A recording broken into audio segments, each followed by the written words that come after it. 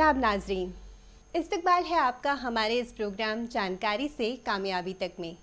जैसा कि आप सब जानते हैं, हमारे इस प्रोग्राम के ज़रिए हम आपको बताते हैं हर उस नेशनल स्कीम के बारे में जो बनी है आपके लिए। और आज फिर हम एक ऐसी ही नेशनल स्कीम पर बात करने वाले हैं जो बनी है हमारे देश के मेहनतकश किसानों के लिए। सुबह होने से पहले उठना, दिन भर धूप में तपना, रात को फसल की निगरानी करना, छत टपकती है उसके कच्चे मकान की, फिर भी यही तमन्ना करता है कि बारिश हो जाए।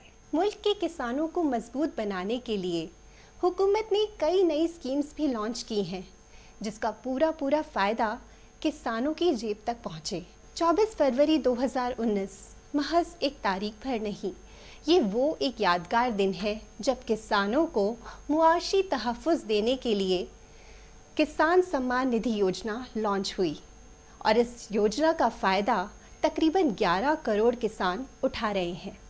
तो आइए जानते हैं इस स्कीम के बारे में।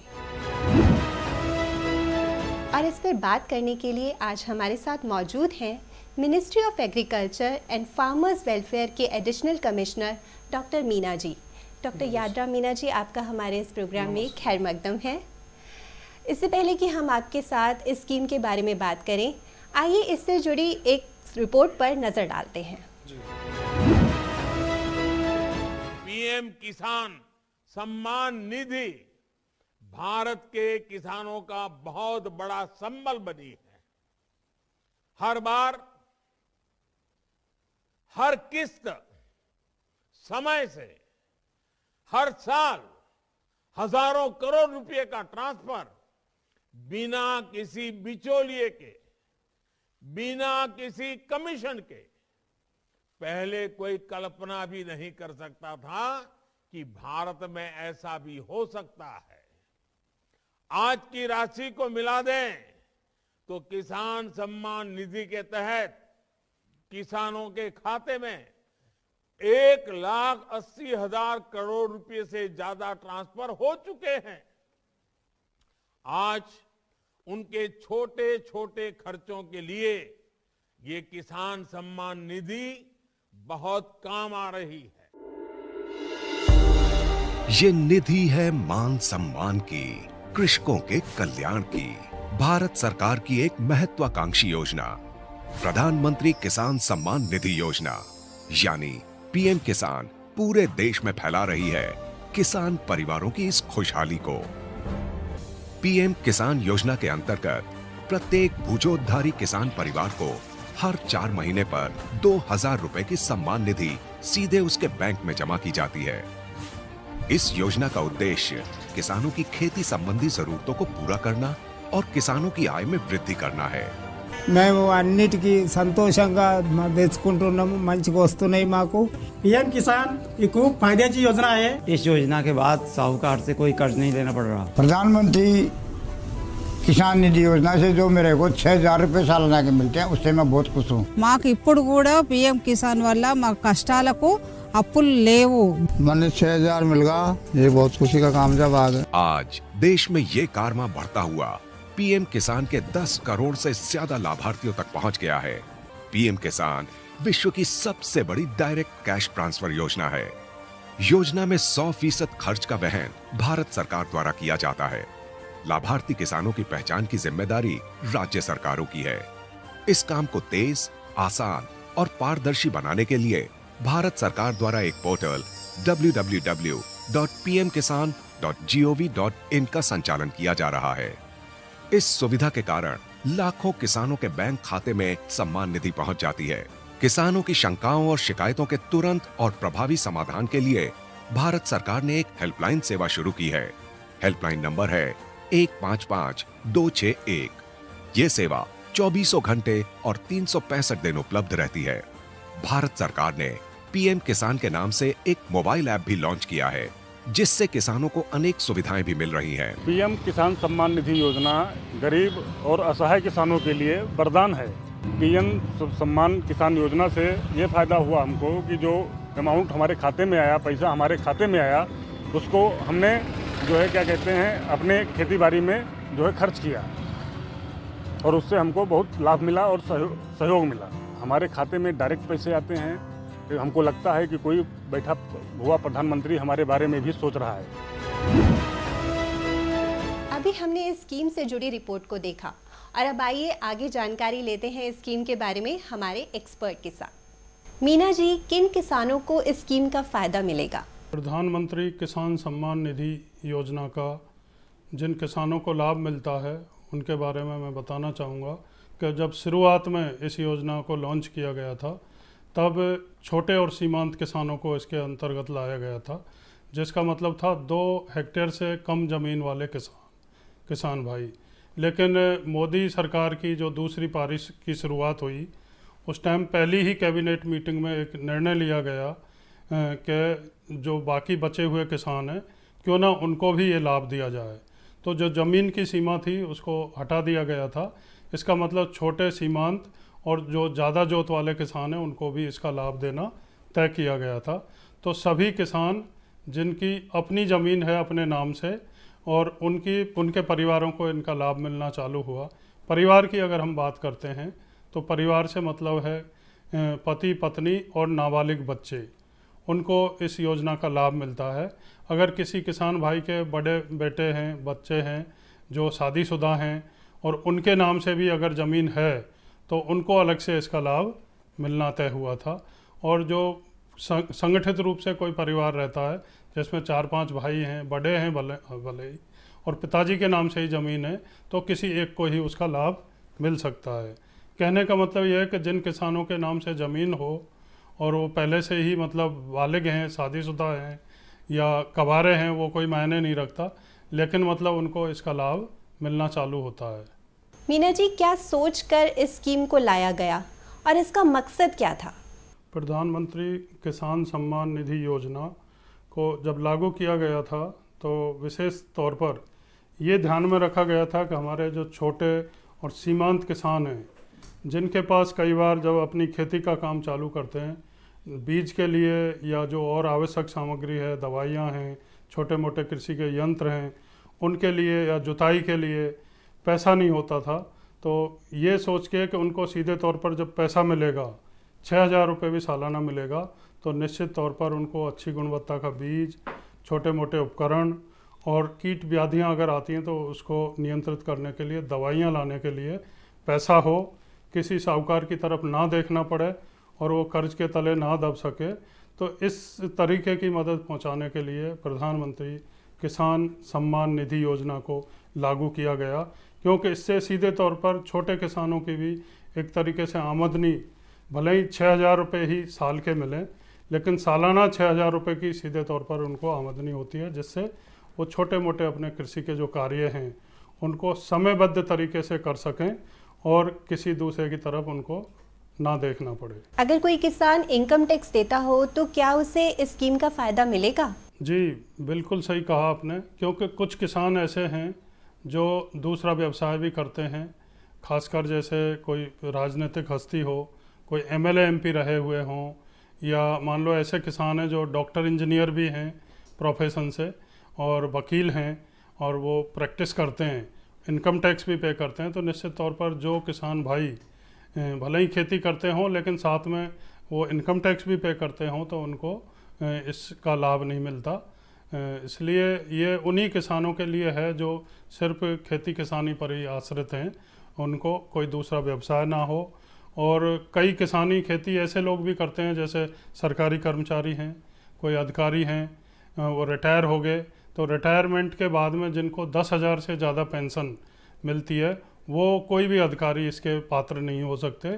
सिर्फ एक ग्रुप डी जो एम्प्लॉई हैं जिसमें चपरासी या MTS हम बोलते हैं, उनको ये लाभ मिल सकता है। उनके अलावा कोई भी सरकारी कर्मचारी सेवानिवृत्ति के बाद अगर खेती किसानी कर रहा है तो उसको भी ये लाभ नहीं मिलता। राजनीतिक हस्ती जिसमें MLA MP, जिला पंचायत के अध्यक्ष या कभी भूतपूर्व मिनिस्टर वगैरह रहे हों, उनको इस लाभ से दूर रखा गया है। और जैसे मैंने कहा, डॉक्टर हैं, इंजीनियर हैं, वकील हैं, आर्किटेक्ट हैं, जो काफ़ी पैसा दूसरे व्यवसाय से कमाते हैं और खेती भी करते हैं, तो उनको भी इसका लाभ नहीं मिलता। तीसरा, जो इनकम टैक्स पे करते हैं विगत वर्ष में जो किसानों ने इनकम टैक्स पे किया है वो भी खुद ब खुद इस सूची से मतलब अलग किए जाते हैं। अब तक कितने किसान इस स्कीम के साथ जुड़ चुके हैं? अब तक लगभग 11.30 करोड़ मतलब 11.30 करोड़ के आसपास मतलब इससे जुड़ चुके हैं। और लगभग इसकी जो किस्तें अभी 10 किस्त ऑलरेडी जा चुकी हैं और 11वीं किस्त की तैयारी है। कोशिश है कि अप्रैल माह में जैसे ही प्रधानमंत्री जी से कोई तारीख मिलेगी तो उसको भी जारी किया जाएगा। और निरंतर रूप से इसमें किसान भाई जुड़ रहे हैं और लगभग मतलब 1.82 यानी 1.82 करोड़ किसानों को 1.82 लाख करोड़ किसानों को इसका लाभ मिल चुका है। अगर किसी किसान के अपने खेत ना हो तो क्या तब भी उसे स्कीम का फ़ायदा मिलेगा? जी बिल्कुल नहीं, क्योंकि ये जो योजना है किसान भाइयों के लिए है और किसान उन्हीं को माना गया जो जिनके नाम से खेती हो, जो खेती किसानी का काम करते हों, उन्हीं को इसका लाभ मिलता है। अगर पहले की तरह कोई पुश्तैनी ज़मीन में हिस्सेदारी हो तो तब भी क्या उसे स्कीम का फ़ायदा मिलेगा? पुश्तैनी ज़मीन में हिस्सेदारी अगर हो चुकी हो, मान लो किसी बाप के 3 या 4 बेटे हैं, सब अलग अलग रहते हैं और उनके नाम से अलग से ज़मीन है, मतलब बंटवारा हो चुका है, उनके नाम से ज़मीन है, तभी उनको लाभ मिल सकता है। अन्यथा इस योजना का लाभ एक परिवार को मिलता है और परिवार की अगर परिभाषा प्रधानमंत्री किसान सम्मान निधि योजना के तहत देखी जाए तो पति पत्नी और नाबालिग बच्चे एक परिवार में आते हैं और उनको इसका लाभ मिलता है। जब बच्चे बड़े हो जाते हैं और उनके नाम से ज़मीन अगर है तो उनको इसका लाभ मिलना स्वाभाविक है। इस स्कीम के लिए कैसे अप्लाई कर सकते हैं? इस स्कीम के लिए 2 तरीके हैं। एक तो आप जो कॉमन सर्विस सेंटर है आपके अपने गांव में होता है, आसपास होता है, वहां पर जा कर के अप्लाई कर सकते हैं। और दूसरा पीएम किसान पोर्टल है, उस पर भी आप अप्लाई कर सकते हैं। इसके अलावा एक टोल फ्री नंबर दिया गया है और ख़ासकर पीएम किसान पोर्टल जो है उस पर जा कर के अप्लाई कर सकते हैं। किसान चाहें तो कॉमन सर्विस सेंटर है उस पर भी संपर्क करके और वो आसानी से अपना रजिस्ट्रेशन करा सकते हैं। और रजिस्ट्रेशन के बाद लिस्ट में नाम कैसे देखें? जैसे मैं बता रहा, पीएम किसान पोर्टल पर जा कर के भी रजिस्ट्रेशन में नाम कंफर्म किया जा सकता है। कॉमन सर्विस सेंटर पर जा कर के भी आप अपनी डिटेल अगर दिखाएंगे तो वहाँ पर भी उसको चेक किया जा सकता है। इस स्कीम की किस्त कब कब आती है? इस स्कीम की किस्त वैसे 3 किस्त में पैसा मिलता है, 6,000 रुपये जो है। अब उसकी फिक्स तो नहीं है, लेकिन 4-4 महीने के अंतराल पर 3 किस्त 2-2 हज़ार की दी जाती हैं और एक साथ बटन दबाते ही, क्योंकि PFMS के माध्यम से जाती है सीधे किसान के खाते में, तो एक क्लिक के साथ ही जितने करोड़ भी किसानों को किस्त रिलीज होती है वो तुरंत बिना किसी देरी के, बिना किसी दिक्कत के पैसा पहुंचता है। अप्लाई करते हुए अगर कोई गलती हो जाए तो किस तरह से सही किया जा सकता है इसको? अप्लाई करते वक्त कोई गलती हो जाए तो 2 तरीके हैं। एक तो किसान call centre, common service centre है, वहाँ पर संपर्क किया जा सकता है और वो उस त्रुटि को सही कर सकते हैं। एक टोल फ्री नंबर है 1800-115-526, उस पर संपर्क किया जा सकता है। इसके अलावा कॉमन सर्विस सेंटर में जाकर के भी उसको करेक्ट करवाया जा सकता है। हेल्प डेस्क के जरिए किन परेशानियों से निपटा जा सकता है? हेल्प डेस्क के जरिए आपकी जो भी शंका हो, समस्या हो, उसका समाधान करवाया जा सकता है और उसका टोल फ्री नंबर है 1800-115-526। पैसा ना आने पर कहाँ शिकायत की जा सकती है? पैसा ना आने पर टोल फ्री नंबर पर भी शिकायत की जा सकती है। क्या एक घर के 2 लोग इस स्कीम का फायदा उठा सकते हैं? एक घर के 2 लोग नहीं, 2 परिवार इसका फायदा ले सकते हैं अगर उनके नाम से ज़मीन है, क्योंकि एक परिवार का एक ही सदस्य लाभ ले सकता है। मीना जी, जो लोग इस स्कीम से अभी तक जुड़ नहीं सके हैं तो उनके लिए आपका क्या मैसेज है? मैं तो उन किसान भाइयों को यही कहना चाहूँगा कि वो भी अपने जो आवश्यक दस्तावेज हैं, खासकर इस योजना का लाभ लेने के लिए, अपनी ज़मीन के पेपर जैसे खसरा खतौनी वगैरह, इसके अलावा अपनी बैंक की पासबुक, अकाउंट डिटेल, आधार कार्ड और अपना नागरिकता का कि वो उस जगह के रहने वाले हैं, जो ये 4-5 तरह के जो सर्टिफिकेट हैं वो तैयार कर लें। एक ध्यान ये रहे कि आपका जैसे बैंक अकाउंट में कई बार नाम थोड़ा अलग होता है और आपके आधार कार्ड में अलग। ऐसी कई समस्याएं देखने को मिलती हैं कि किसी में आपने राम सिंह लिख दिया और दूसरे दस्तावेज में आपका नाम रामलाल हो गया, तो वो फंस जाता है। इसलिए आप पहले अपने दस्तावेज में एक ही नाम रखें। किसी में सिंह है, दूसरे में राम है, तो वो ऐसे नहीं होना चाहिए, उनका मिलान होता है। तो आपका आधार कार्ड, आपके जो ज़मीन के कागजात हैं उसमें, और आपका जो बैंक अकाउंट है उसमें एक ही नाम होना चाहिए।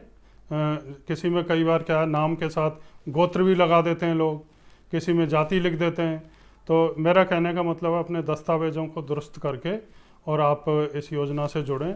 आपको कहीं दूर जाने की ज़रूरत नहीं है। आप कॉमन सर्विस सेंटर जो है वहाँ पर आप अपने गांव में या गांव के आसपास संपर्क करें और वो आपका रजिस्ट्रेशन करेंगे इन कागजात के साथ, और आपको भी किस्त मिलना चालू हो जाएगी। किसान सम्मान निधि पाने के लिए किसान बड़ी तादाद में इस स्कीम के साथ जुड़ रहे हैं, और अगर आप भी इस स्कीम के साथ जुड़ना चाहते हैं तो कैसे ऑनलाइन रजिस्ट्रेशन करा सकते हैं और किन दस्तावेजों की ज़रूरत होगी, आइए जानते हैं। पीएम किसान सम्मान निधि स्कीम के तहत खुद को रजिस्टर करने के लिए सरकारी वेबसाइट pmkisan.gov.in पर जाना होगा। यहाँ आप देख सकते हैं ये स्कीम 1 दिसंबर 2018 को लॉन्च की गई। इसमें किसानों को हर साल 6,000 रुपये दिए जाते हैं, जिसे सरकार 2-2 हज़ार की किस्त में देती है। इस स्कीम का फ़ायदा किन को मिलेगा और किन लोगों को नहीं मिलेगा, वो भी आप यहाँ देख सकते हैं, जैसे डॉक्टर, इंजीनियर, वकील, चार्टर्ड अकाउंटेंट, कोई भी गवर्नमेंट एम्प्लॉय या फिर जो लोग टैक्स भरते हैं, वो लोग इस स्कीम का फ़ायदा नहीं उठा सकते। खुद को रजिस्टर करने के लिए आप यहाँ फार्मर कॉर्नर पर आएंगे, न्यू फार्मर रजिस्ट्रेशन पर क्लिक करेंगे, एक नई टैब खुल जाएगी। यहाँ आप अपना आधार कार्ड नंबर डालेंगे, दिया गया कैप्चा यहाँ लिखेंगे। इसके बाद आप क्लिक हेयर टू कंटिन्यू पर क्लिक करेंगे। अब आपके सामने एक नोटिफिकेशन आएगा जिसमें लिखा होगा रिकॉर्ड नॉट फाउंड। अब आपको यहाँ ओके पर क्लिक करना होगा और इसके बाद यहाँ रजिस्ट्रेशन करने के लिए आप यस पर क्लिक करेंगे। इसके बाद यहाँ पर आपसे कुछ जानकारी मांगी जाएगी, जिसे आप अपने आधार कार्ड के मुताबिक यहाँ पर भरेंगे। सबसे पहले आप यहाँ अपनी स्टेट सिलेक्ट करेंगे, फिर डिस्ट्रिक्ट, फिर सब डिस्ट्रिक्ट सिलेक्ट करेंगे। अब यहाँ से आप अपना ब्लॉक सिलेक्ट करेंगे और यहाँ पर अपने गांव, कस्बे या शहर का नाम चुनेंगे। आगे अपना नाम, जेंडर और कैटेगरी यहाँ भरेंगे। जिस भी कैटेगरी में आप आते हैं उसे सिलेक्ट करेंगे। इसके बाद आप फार्मर टाइप चुन लेंगे, आधार कार्ड नंबर डालेंगे, यहाँ पर अपने बैंक की सारी डिटेल्स भरेंगे। आगे आपको अपने आधार कार्ड का ऑथेंटिकेशन करवाना होगा, जिसके लिए आपको सबमिट फॉर आधार ऑथेंटिकेशन पर क्लिक करना होगा। देखिए यहाँ आधार ऑथेंटिकेशन सक्सेसफुल हो गया है। अगर आपकी कोई भी डिटेल आधार कार्ड से मैच नहीं होगी तो ये ऑथेंटिकेशन फेल हो जाएगा। इसलिए आपको अपनी तमाम जानकारी यहाँ सही भरनी है। अगर ऑथेंटिकेशन फेल हो जाता है तो आप फिर से अपनी सभी डिटेल चेक कीजिए और सबमिट फॉर आधार ऑथेंटिकेशन पर क्लिक करिए।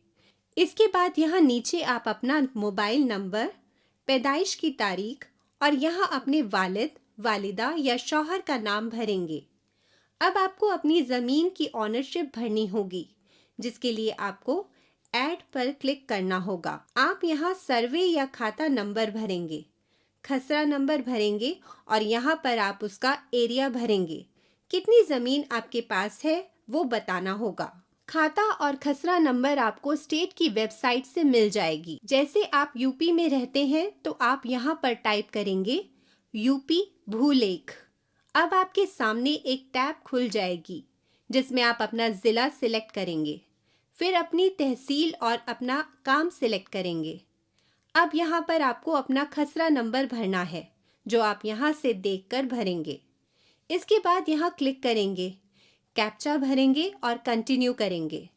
अब आपके सामने सारी डिटेल आ जाएगी, जिसमें आप देख सकते हैं अपना खसरा नंबर और एरिया।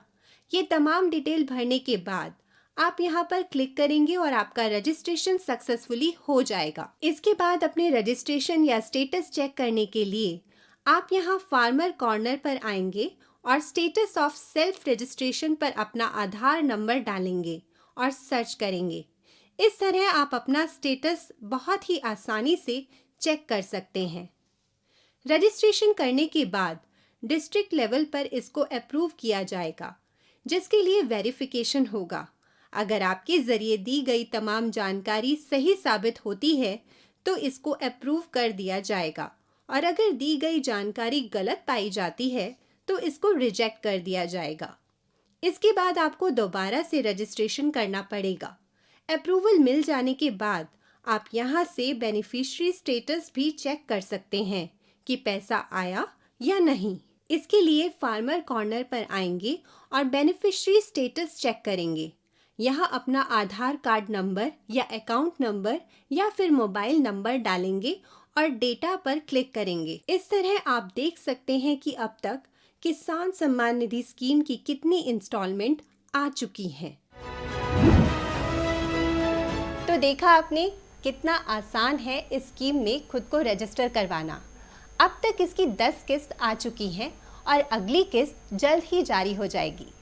उम्मीद है आप इस तमाम जानकारी का फ़ायदा ज़रूर उठाएंगे। मीना जी, आपने किसान सम्मान निधि योजना से जुड़ी बहुत सारी अहम जानकारी हमें दी, उसके लिए आपका बहुत बहुत शुक्रिया। आपका भी बहुत बहुत शुक्रिया। अगले हफ्ते फिर होगी मुलाकात एक नई स्कीम के साथ। फिलहाल के लिए दीजिए हमें इजाज़त।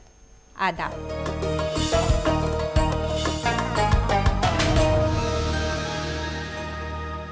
पैरों के लिए खड़े हो जाइए।